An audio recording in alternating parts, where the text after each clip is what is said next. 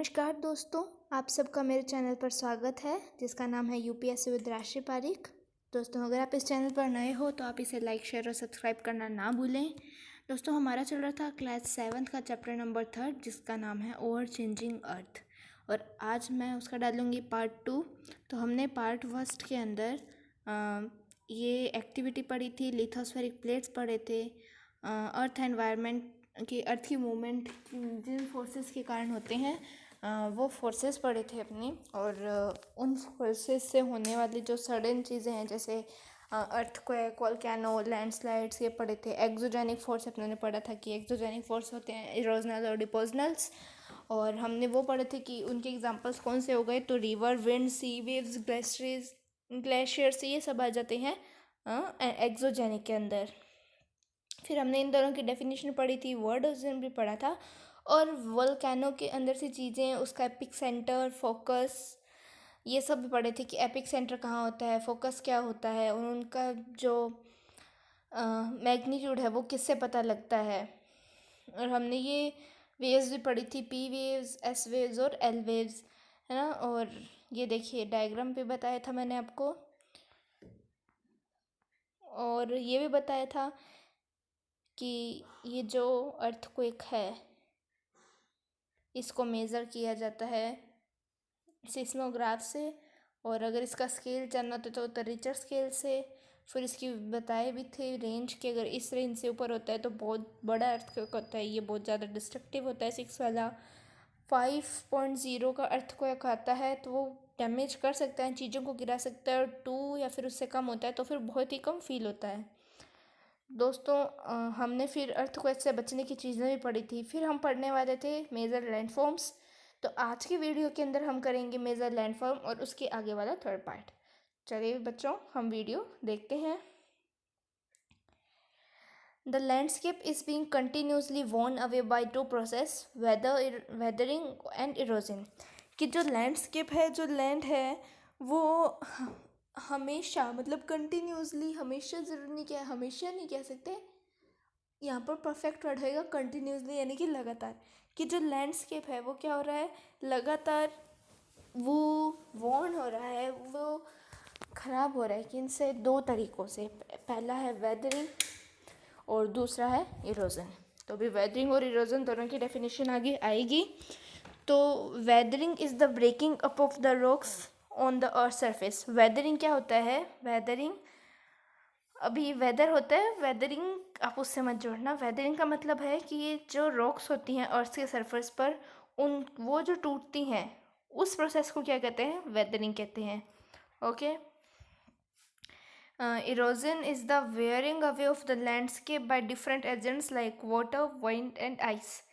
Erosion क्या होता है, इरोजन मतलब होता है कि जो लैंडस्केप है अपने यहाँ पे, जैसे सॉइल इरोजन का एग्जांपल लेके बताती हूँ।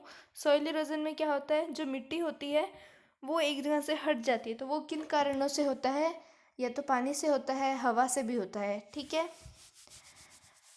तो यही चीज़ इसने बताया, इरोजन किसी भी चीज़ का इरोजन हो सकता है। तो इसने बताया erosion is the wearing away of the landscape, कि जो भूमि है वो क्या हो रही है, इधर से उधर हो रही है। किन से, काफ़ी सारे डिफरेंट एजेंट से, जैसे कि वाटर हो गया, विंड हो गया और आइस हो गई। The eroded material is carried away और transported by wind, water etcetera and eventually deposited. कि ये जो इरोडेड मटेरियल है ये क्या हो रहा है, किन के द्वारा ट्रांसपोर्ट किया जा रहा है, कि एक जगह से दूसरी जगह पर किन के द्वारा लेके जाया जा रहा है, एक वाटर और विंड के द्वारा लिए जा रहा है, और भी कई चीज़ें हैं, और लगातार कहीं पर डिपॉजिट हो रहा है।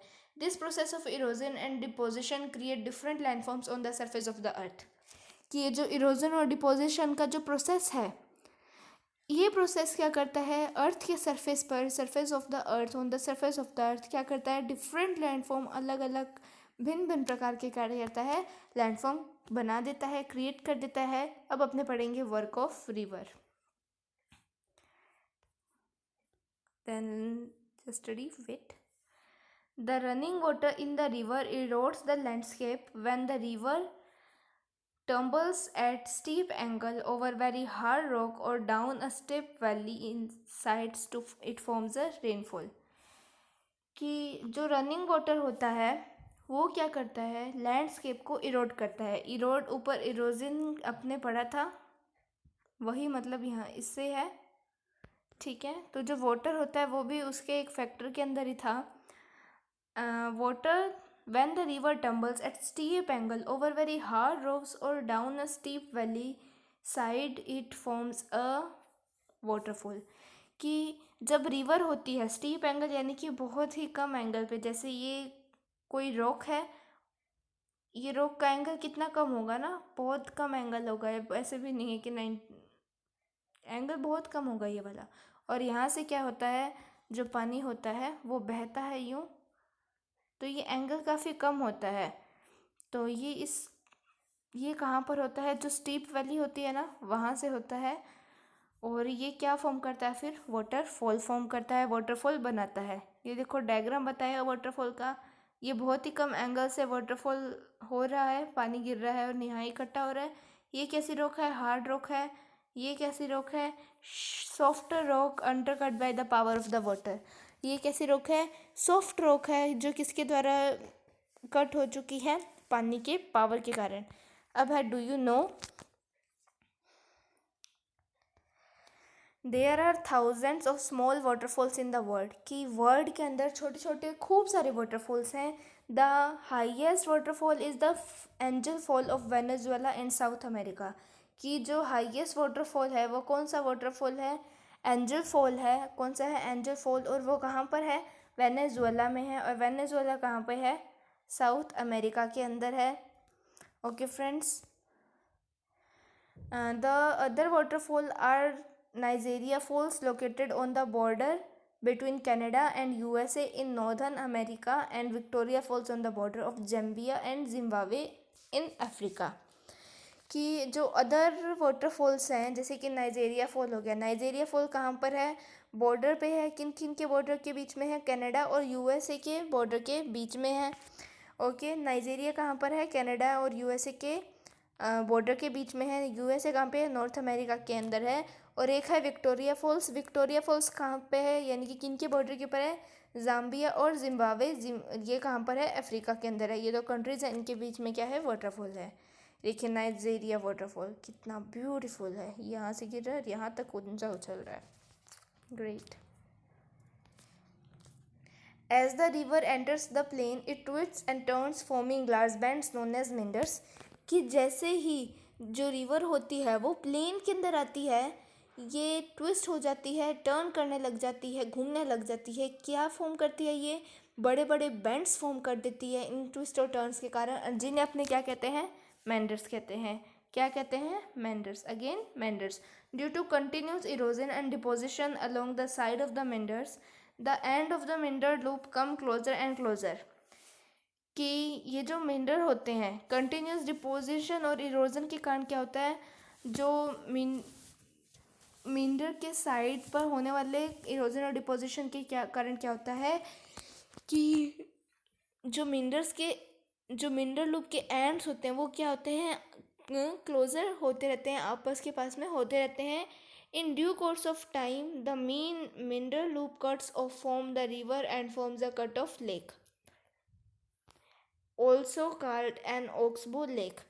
कि ये मेंडर्स के जब एंड आपस में पास पास में होते रहते हैं तो फिर वो क्या करते हैं, जैसे नीचे डायग्राम आया होगा, जस्ट वेट, ये देखो ये क्या है, ये मिंडर दिखाया हुआ है जो आपको ऐसे ब्लैक ये दिखाया गया है, ये क्या है, मिंडर है।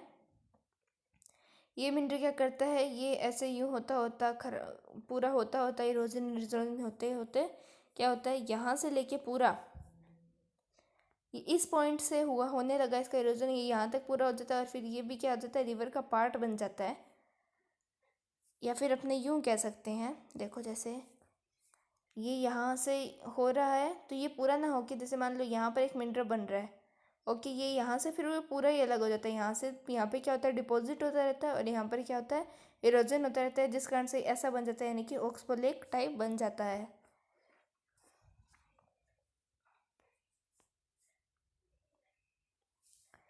At times the river overflows its banks.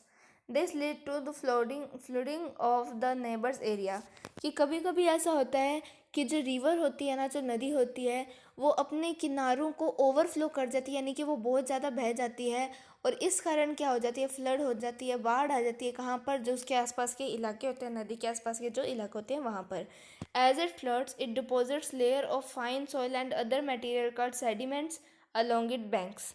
कि जब फ्लड आती है तो क्या होता है, ये एक फाइन सॉइल यानी कि एकदम बारीक मिट्टी की क्या कर देता है, लेयर डिपॉजिट कर देता है। जहाँ पर फ्लड आती है, जहाँ पर बाढ़ आती है, वहाँ पे क्या कर देता है, फाइन सॉइल की क्या क्या डिपॉजिट कर देता है, लेयर डिपॉजिट करता है। और भी कई मटेरियल होते हैं जिन्हें अपने क्या कह देते हैं, सेडिमेंट। सेडिमेंट से मैं आपको याद दिला दूँ, आया था आपके sedimentary rock.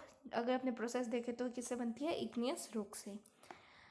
This leads to the formation of a flat fertile flood plain. और ये deposition of fine soil and other material का सेडिमेंट्स, अपने इसी तरह सेडिमेंट और फाइन सॉइल कह देते हैं, इनके डिपोजिशन के कारण जो लैंड बनता है वो एक फर्टाइल लैंड बनता है, और उसे क्या कहते हैं, फ्लड प्लेन कहते हैं। The raised banks are called levees. कि जो बैंक होते हैं जो ऊपर हो जाते हैं उन्हें क्या कहते हैं, लीव्स कहते हैं। As the river approaches the sea, the speed of the flowing water decreases and the river begins to break up into a number of streams called distributaries. कि जैसे जैसे जो रिवर होती है वो समुद्र के पास पहुंचने लगती है तो क्या होता है, जो स्पीड ऑफ वाटर होती है, जो पानी की स्पीड होती है, वो क्या होती है, घटने लग जाती है, कम होने लग जाती है। क्या होने लग जाती है, कम होने लग जाती है। और वो क्या करती है, रिवर आपस खुद को कई सारे पार्ट्स में तोड़ लेती है, कई सारे स्ट्रीम्स में तोड़ लेती है, जिन्हें अपने क्या कहते हैं, डिस्ट्रीब्यूटरीज कहते हैं। The river become so slow that it begins to deposit its silt. कि वो इतनी धीरे हो जाती है कि जो उस इतना फाइन पार्टिकल सेडिमेंट्स लेकर वो पूरी नदी जोर शोर से बह रही थी, वो इतना धीरे चलने लग जाती कि जो सेडिमेंट्स होते हैं वो समुद्र के किनारे पर क्या हो जाते हैं, जाके ऐसे डिपॉजिट होने लग जाते हैं। A distributary forms its own mouth. कि जो डिस्ट्रीब्यूटरीज होते हैं वो खुद का एक माउथ बनाती हैं। माउथ से मतलब है कि जैसे समुद्र है, ये रिवर जा रही है, तो ये जाने वाली इस जगह को क्या बोलते हैं, माउथ कहते हैं। तो हर रिवर का अपना खुद का एक माउथ होता है। The collection of sediments from all the mouths forms a delta. Delta क्या होता है, कि जो कलेक्शन होता है सेडिमेंट्स का सभी माउथ से जब अपने बनाते हैं, कि ये एक माउथ, ये एक माउथ, ये एक माउथ, तो ये वाला एरिया क्या होगा, डेल्टा कहलाएगा। तो ये देखो, ये क्या है, मेन रिवर है, यहाँ से मेन रिवर है। अब ये डिस्ट्रीब्यूटरीज बन रही है और ये समुद्र में जाके सबका अलग अलग माउथ बन रहा है। तो ये देखो, ये जो बीच में अब आपको यहाँ ट्रायंगल दिख रहा है, ये डेल्टा है, ये भी डेल्टा है, ये डेल्टा है, ये भी डेल्टा है। ओके, ये देखो, ये कितना बड़ा डेल्टा है, ये भी एक डेल्टा है। अब है work of sea waves, sea waves का वर्क। तो दोस्तों, ये जो टॉपिक है वर्क ऑफ सी वेव्स, ये हम करेंगे अगली वीडियो में। आज के लिए इतना काफ़ी है। तो दोस्तों, अगर आपको मेरी ये वीडियो अच्छी लगी तो इसे लाइक, शेयर और सब्सक्राइब करना ना भूलें। नीचे दिए गए जो लाल बटन है उस पर क्लिक करें। जैसे ही वो सब्सक्राइब हो जाएगा तो किस में चेंज हो जाएगा, ग्रे कलर में चेंज हो जाएगा। और जो पास में ब्लैक बेल आइकन है उसे दबाना ना भूलें, ताकि जब भी मैं कोई वीडियो डालूँ तो आपके पास में नोटिफिकेशन आ जाए। ओके बच्चों, बाय।